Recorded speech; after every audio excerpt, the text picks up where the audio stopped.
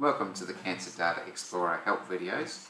We're going to be taking a look at the incidence data in this video and the three different ways that we're able to view the data related to diagnoses of cancer. You'll note here under the incidence tab at the top that we can view counts, we can view rates per 100k, which is essentially like a proportion, or we can choose to view age-standardised rates. Each of the incidence and mortality tabs has four different graphs displaying. So we start with incidence by year, where we can look at incidence over time. We've got incidence by cancer stream, so different types of cancers. We have incidence by age group and incidence by remoteness or geography. I might be interested in having a look at, for example, the number of males that were diagnosed with colorectal cancer over this last 5-year period within Queensland, and you can see here that there are roughly 2,000 almost in 2019. You can see the different subtypes of colorectal cancer.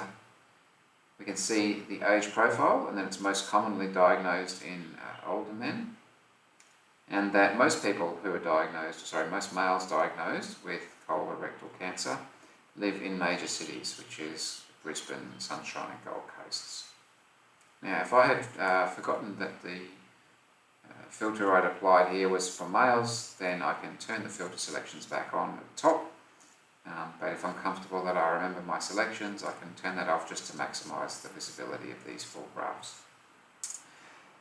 So here we suspect that, well, most people do live in major cities, and so the fact that they've got the most cancers diagnosed is not the highest. So what we'd like to do is adjust for the populations within each of these areas to see if there is any difference by population. And we can look here and see when we look at the incidence rates per 100k, so essentially how many people in each 100,000 of the population are diagnosed with colorectal cancer, and we're focusing on males only, you can see that the rates are highest in inner regional areas.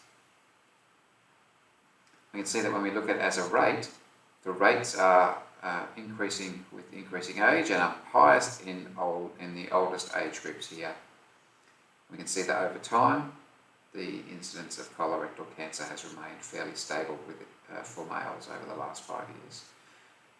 But we know that with this increasing risk with age, if two areas have a different population structure in terms of their age profiles, then that may contribute to some of the differences that we see here. So we can account for that by looking at an age-standardised rate rather than simply just the rate per 100k. And when we do that, we see, well, inner regional areas do have the largest or the highest rate of colorectal cancer diagnosis in males, but in fact, it's not that much higher than in major cities, and there's very little difference at all between major cities and outer regional, remote or very remote areas.